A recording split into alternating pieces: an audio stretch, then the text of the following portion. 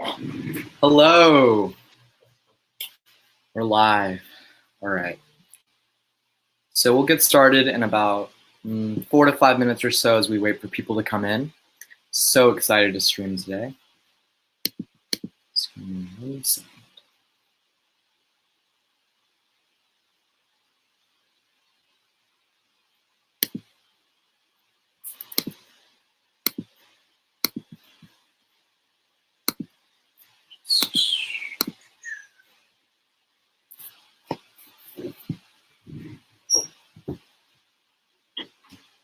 Okay. So this stream is scheduled to last about 30 minutes or so. So I don't want to waste your time. I don't want to waste my time. So I'll just make this as efficient as possible. Oh, hello. You're a world history teacher and a lot of your students are in AP Lang. That's really cool. Yeah. There's a lot of like cross between the histories and the languages. Like I remember I was in APUSH last year at the same time as AP Lang. So a lot of the times the events we learned in US history, I would just use in language and vice versa. They kind of work together. And I'm actually going to post a link to the slides here. So this call to action button should show up. Yeah, there we go. Great.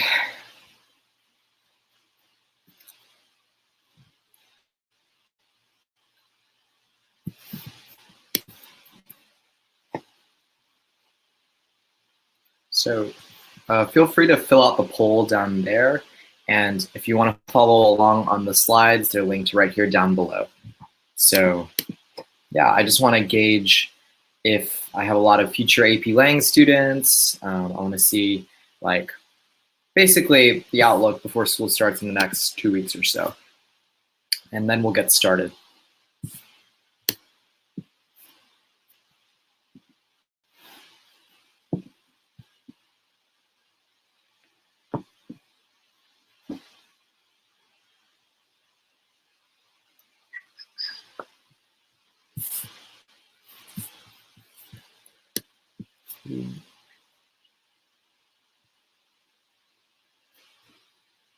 Okay, I guess we'll start now. So first of all, this is pre-AP English language. We're hosted obviously on Fiveable, and I think it's really important that you go check out their social media. Their Twitter, Instagram, and YouTube all provide very valuable resources for AP subjects, because next year, or this upcoming school year, they're actually going to be offering support for 19 different subjects, including AP English language and a variety of AP courses. So you should definitely go check them out, not only for their AP course subject, but also because they have some great memes on all of their social media accounts. So I'm Brandon Wu. I'm an incoming senior in Houston, Texas. I participate in a lot of social science and humanities-based events, including debate and mock trial. And I'm thinking about studying economics, international relations, or political science for undergraduate. And I have one future stream planned right now. That's going to be about a week from today, next Saturday at 4 p.m. Central. It's going to be about elections. It's going to be talking about international elections around the world and how us viewers here in the US and where you are, basically how those elections affect us. That should be a pretty cool stream. It's usually really small, so it'll be very individualized, yeah. Okay, so let's talk about AP Lang. So there are a lot of skills that you learn from AP English language because it's the first skill that it's the first English language class or a language AP that a lot of students take, because usually you take AP English language your junior year, and then your senior year you would take AP English literature. So I think the most important skill that you learn from AP Lang is definitely analysis. You learn that summary is death. When you're writing essays, when you're reading things, that you don't want to be summarizing, rather you want to be providing commentary, and you want to be kind of like, you want to look at the text evidence, read between the lines, and then be able to interpret it and show, like, basically analyze. Also, in AP Lang, you'll learn how to write effective essays. You'll learn how to read efficiently, meaning that annotations are no longer just highlighting and underlining. Rather, in AP Lang, you'll learn that annotations mean actually going beyond the text and figuring out how this specific rhetorical device strengthens the author's argument. Moreover, you also learn how to create an argument, build an argument, and make an argument seem more persuasive. That's all covered in the AP Lang year-long course, and it's really beneficial because I think one of the best benefits of AP Lang is that its benefits aren't just in that one class. They're in almost every class that you'll take in high school, even in all of my history classes, US history, in Gov and Econ. I think AP Lang teaches you how to write effectively. And given that almost every AP course has a written portion, I think you learn how to express yourself more articulately and more effectively. Okay, so the AP Lang exam is a little bit different now because it used to be like prior to this year's exam and before, it was still 45% multiple choice and 55% free response, but there have been a little bit of changes to the rubrics on the essays, and there are a few less multiple choice questions. So the AP Lang exam, you have an hour to do 45 questions of multiple choice among 5 passages. And this year in AP Lang, they actually introduced a different type of multiple choice question. They're called composition questions. It's kind of in the course name, AP English Language and Composition, but it's just revising and editing. So those 20 to 22 questions will seem very familiar because they will be really similar to the SAT writing section.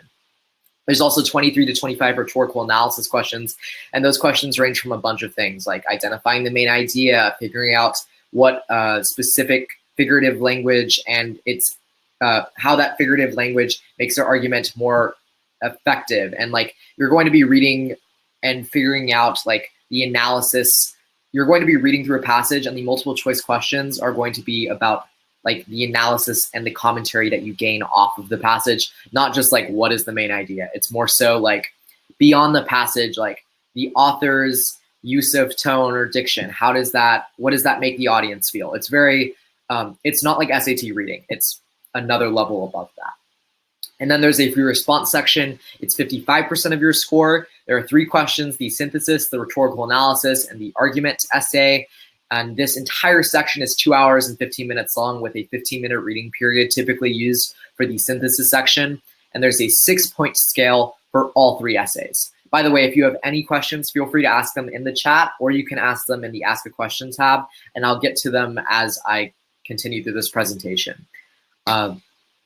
And for the next few slides, I'm actually going to be talking about each of the free response essays, because those are typically what scares new AP Lang students and what is different, because unlike APUSH, WAP, AP Human Geo, these essays are very, very specific. It's not like a DBQ or an LEQ where it's different in that the system of scoring is now the same as the histories, I think, in terms of you have to get this point for your thesis, this point for contextualization. But I think what's different about it is the way you practice, because there aren't as many prompts for the argument essay, just the number of world history DBQs and LEQs. And yes, there was a 9-point scale for the essays, but for the 2020 exam and further, they are now 6 points, because basically College Board's reasoning was that if you got a 6, 7, 8, or 9, you would still get a 5. So they just cut off the top 3 points. And in addition, the old exam essay formats, they were what we call analytic rubrics. So they were whether or not you were convincing the reader, but now the essay rubrics have become holistic, and you'll see what I mean when we go through the next few slides. So Jack asks if I'm a horrible reader, can I improve over the year as I take Lang? I definitely think so, because AP English Language is not just about writing and reading at a basic level. You're going to be reading a bunch of novels, nonfiction books that your AP English Language teacher gives you. And I don't know what you really mean by being a horrible reader, but I think you learn how to become a better reader in AP Lang. You learn how, when you read between the lines and look at the author's main idea, you can figure out how the rhetorical devices they use strengthen their argument. So I think you view reading in a different way. So I guess I would say, yeah, you can improve as you take AP Lang. Okay, so we'll start off with the synthesis essay. So as you can see on the right side, there's an example of a prompt that was released by College Board. It was in 2007. It's basically write an essay that defends, challenges, or qualifies the claim that television had a positive impact on presidential elections. So if I could summarize the synthesis essay in one sentence, it would be that given 6 sources, you have to synthesize 3 sources and support and take a position, basically. And how the new rubrics work is that it's a 6-point rubric. The first point is for a thesis that responds to the prompt. So saying something like, television has had a negative impact on presidential elections. That would give you that point for a thesis. It just has to be defensible, and you have to be making a claim. You can't just restate the prompt. Then you get up to 4 points for evidence and commentary. So to get those 4 points, you have to have evidence from at least 3 of the sources that are relevant to your thesis, not just your argument, but to your specific thesis, and also include well-developed commentary that explicitly and consistently explains the relationship between the evidence and the thesis. So you have to show how source C, for instance, proves how television has had a positive impact or had a negative impact. You have to make that connection. In addition, you get a point for sophistication, and this is a little bit different. It's sort of like I think it's called historical reasoning or some kind of reasoning point on APUSH and WAP. Basically, if you satisfy at least one of these things, you'll get the sophistication point. That includes nuanced consideration of textual evidence in your thesis, so making your thesis a little bit more specific, developing a line of reasoning. You can also situate your thesis in a broader context. This is commonly known as contextualization in APUSH, like most of the history APs. You can also include a concession, a rebuttal, or a refutation. Any of these 3 things will get you the sophistication point. And finally, you can have rhetorical choices that strengthen persuasiveness or having a vivid, persuasive, or convincing prose style. Those will all give you that 1 point for sophistication. And I think it's really important because that you're not just using one phrase to get this point of sophistication. You have to develop it. So for instance, last year, even though I took the exam under the 9-point rubric, I think that I'm making a whole body paragraph that concedes and then refutes the opposing argument. That would get you that point for sophistication. If you just mention it offhandedly that oh, the other side is incorrect when they say that presidential elections, television has had a negative impact. You have to go beyond just a small phrase of concession. You have to actually develop an argument based off of that. Let me know if you have any questions.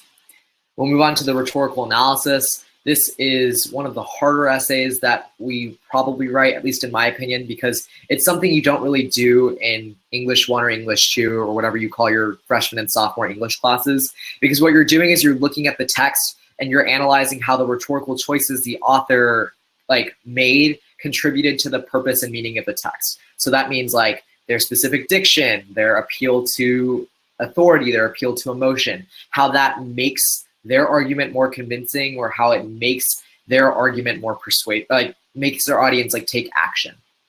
So the 6-point scale is pretty similar among the 3 essays. It's always 1 point for thesis, 4 points for evidence and commentary, and 1 point for sophistication. The only thing that changes is the way you get those 4 points and the way you get that sophistication point. And obviously the theses are different essay to essay. So on the rhetorical analysis, your thesis has to articulate the rhetorical choices a writer made. You're not making an argument about the prompt, the passage that you're given. What you're doing is you're showing how the author of that passage made rhetorical choices that makes their argument stronger. So I would, for instance, say last year's prompt was from Mahatma Gandhi. So it'd be Gandhi's specific rhetorical choices of appealing to emotion, their specific diction contributed to making their argument more persuasive. That's an example of a thesis that could get you that 1 point. And then for 4 points for evidence and commentary, to get the most amount of points possible, you have to provide text references, so direct quotes or paraphrases. I think using embedded quotes would probably strengthen your evidence and commentary. You also have to have well-developed explicit commentary that consistently explains the relationship between your evidence and your thesis, very similar to the last essay. Then your final point is from sophistication. So your thesis has to have that nuance, like it can have nuanced consideration of textual evidence. It can have that broader context. You can situate it within a time period. You can also include a concession, a rebuttal, a refutation. You can also do the vivid, persuasive prose style, or make rhetorical choices within your own rhetorical analysis that makes your argument about the author's argument more persuasive. It's kind of odd. Like you're making your rhetorical analysis more rhetorical and more effective. You can also recognize and account for contradictions or complexities in the text. So that's pointing out that like Gandhi could have made their argument more persuasive by doing X, Y, and Z. That would get you a point for sophistication. And once again, you only have to get one of the categories. You don't have to get all of them. Okay, and the last essay is the argument essay. So this is where you're writing an essay where you explain your reasoning and create an argument. That means you're using tangible evidence to prove your argument is true. So for instance, this year's argument essay was write about something that you think is overrated. So I talked about how American politics was overrated. I used a variety of different pieces of evidence. So there you can get 1 point for writing a thesis that directly responds to the prompt. So basically you're not restating, you're responding. Also, up to 4 points for evidence and commentary. That means you're providing evidence that's relevant to the thesis, well-developed commentary, and you're explaining the relationship between your specific evidence and the thesis. Just a note on evidence, you do not want to be using any kind of evidence that is based in fiction. So citing the Hunger Games would not be a good move, right? And I would stay away from things like celebrity and pop culture because sometimes those don't have the most direct links. So using things like nonfiction literature or history or current events, these kinds of evidence, I would say, are stronger, and they're probably going to be viewed better by the readers as, quote, more relevant to the thesis. And finally, you can get 1 point for sophistication. That means it's the same thing as earlier, nuanced consideration of text evidence, broader context, concession, rebuttal, refutation. I think those are things that your AP Lang teacher will probably tell you to include anyways when you're writing your first argument essay, but just so you know, those could be valuable points. And I would say, like, while in the past you only had to get a 6 out of 9 on the 3 essays and get about 80% or 70% on the multiple choice to get a 5, I think it's probably going to be a little bit harder given that half of the multiple choice is now composition, so like revising and editing, and the 3 essays are now out of 6. So you should be shooting for a 5 out of 6 on all 3 essays and probably aiming for like an 80, 85% on the multiple choice.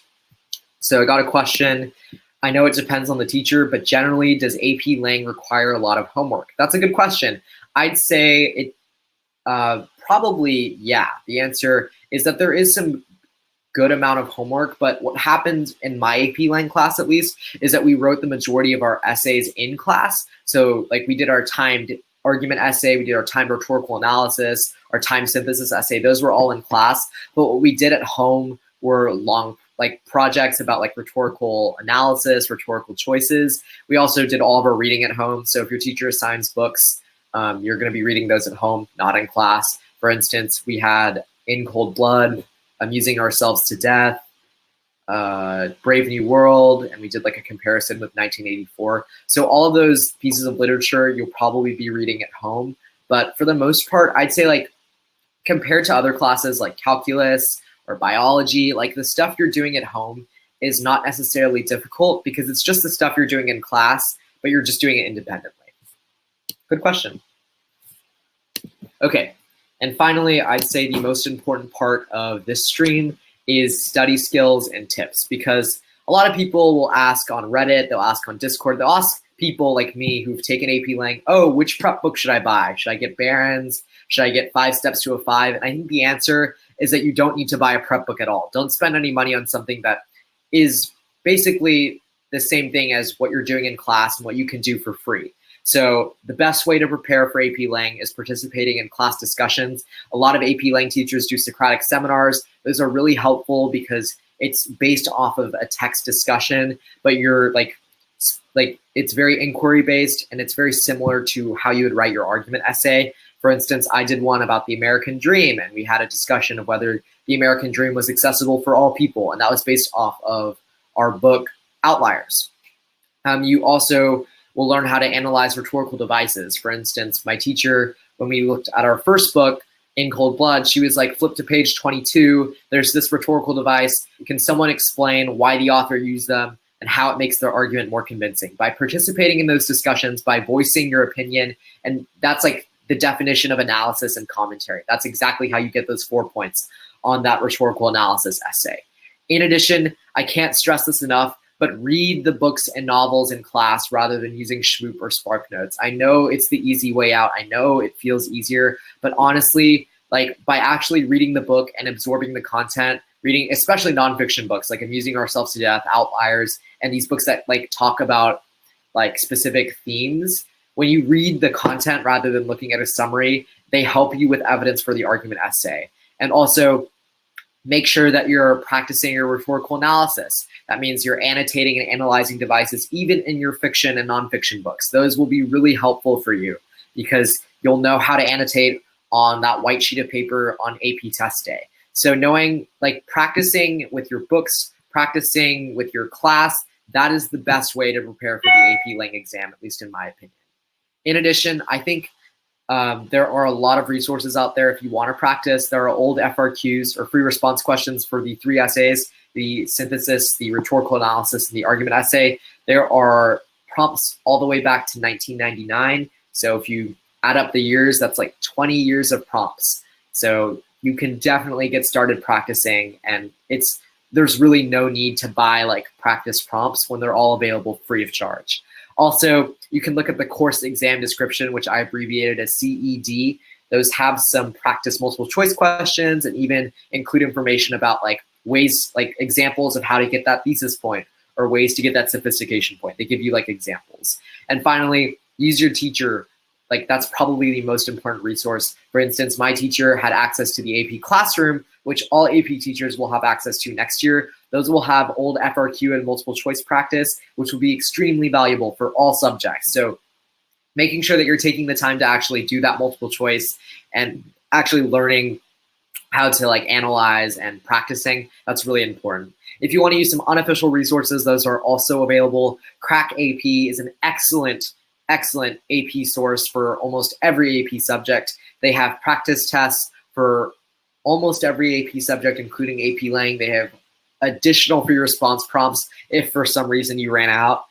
There's also the subreddit r/AP students and the AP students Discord. They even have their own dedicated AP Lang channel. So if you have any questions, you can just ask in the Discord. And there are like 20 to 30 students who have all gotten 5s on the AP Lang exam. So you can just go like basically ask students who have gotten a 5 to read your practice essays, help you with like multiple choice, helping you realize why multiple choice answer is the way it is. And these students are really, really collaborative. They're not hostile. And they're really, really nice. I'm one of them. And finally, I think another great resource is Fiveable Plus, because what Fiveable will be doing throughout the year is that we're going to be doing live exam preparation. That means we're going to be talking about multiple choice strategies, how to write each specific essay, giving examples of great like tips and strategies more than what I've done already. In fact, I think one of the great things about AP Lang is that what we can do is like less course review, but more hands-on practice. Because in the histories, you have to learn a lot of fact-based knowledge for the SAQs and for the DBQ, LEQ. Whereas for this, it's just knowledge from your day-to-day life, like things like current events and history for the argument essay, or learning how to analyze rhetorical devices. And finally, the Fiveable Discord is also an excellent resource. There's also an AP Lang channel, I believe, so you can ask any of your questions about AP English language in either of the Discords. So this concludes the end of my presentation. I'll stay for about 4 or 5 more minutes for any questions you have. I'd be happy to answer them. And I think the link to the slides is still down there. It's a green button, and you can click it to access all of these links. So let me know if you have any questions.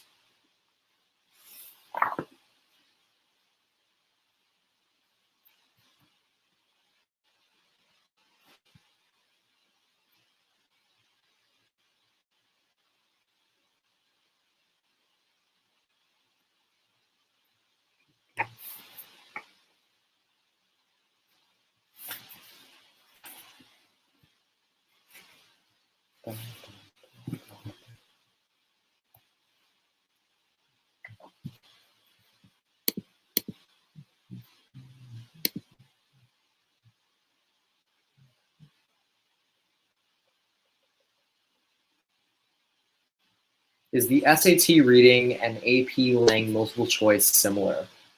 I wouldn't say so. I think the SAT reading section is all about evidence-based reading. So like, for instance, on the SAT reading, you'll get questions like, oh, you'll get a question about like what the author is trying to, like where the author says this, and then you have to find like the lines. That's not how AP Lang multiple choice questions work. In fact, I can look up some just for some reference.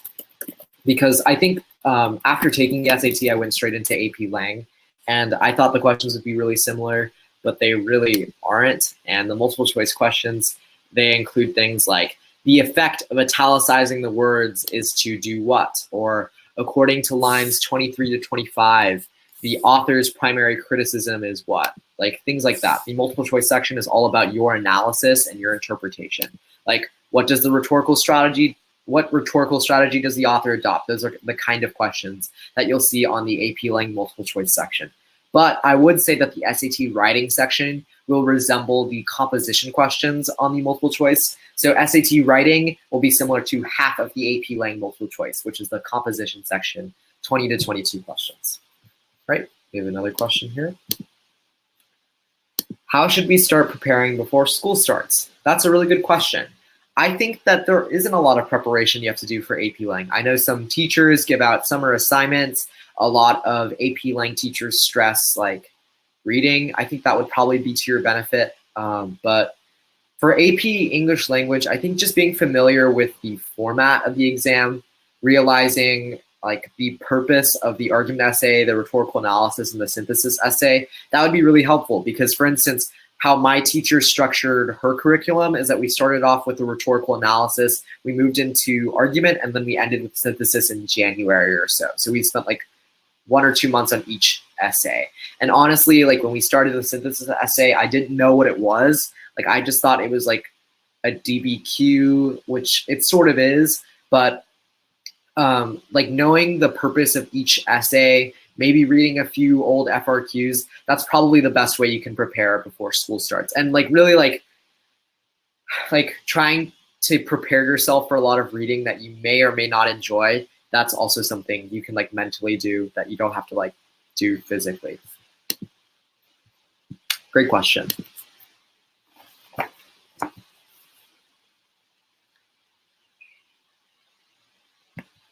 I'll end the stream in about 2 minutes if no one has any more questions.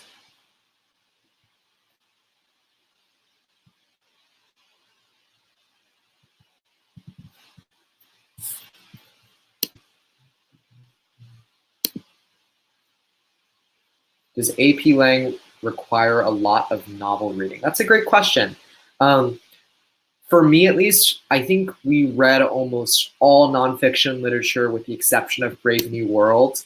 But it really depends on the teacher's curriculum. I personally think that the majority of things you'll read will be nonfiction, and I think that's beneficial because, for instance, Amusing Ourselves to Death talks about how television has changed the way we view news. And like on that television prompt that I showed earlier, I'll have to go back to it. This prompt right here about television and elections, like that's literally like, you could just cite Amusing Ourselves to Death throughout that entire thing. Like Outliers talks about the American dream, which you could probably like mention in your argument essay. So I think, sure, there might be a little bit of novel reading, and that's mainly to see if you can figure out rhetorical devices or like understand that literature. But I think the nonfiction literature is what's going to help you the most.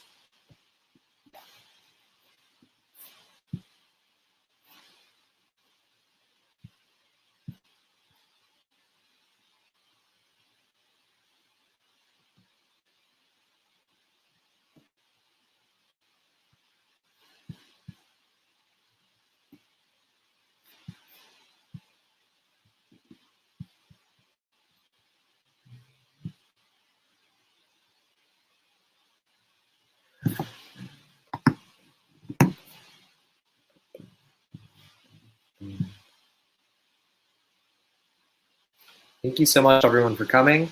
This has been a fantastic stream. If you have any other questions, please feel free to ask in our Discord or even ask in the /AP Students subreddit. And does AP Lit have the same format for the multiple choice questions? I don't believe so. I think AP Literature multiple choice is more based off less memorization, and like I can look up some practice multiple choice to see, because I'm going to AP Lit. The questions are more about like inferences, questions like, according to the speaker, the prophet's word of the weapons will probably not be heeded because, so I think that's more like interpretation of the themes of, because AP Lit is a lot about poems and prose, whereas AP Lang is more about reading like nonfiction, like you'll read science articles or articles about like speeches that authors have given, and these are like more traditional literature and you're trying to figure out the message. I think it's a little bit different. All right, thank you so much for coming, everyone. See ya.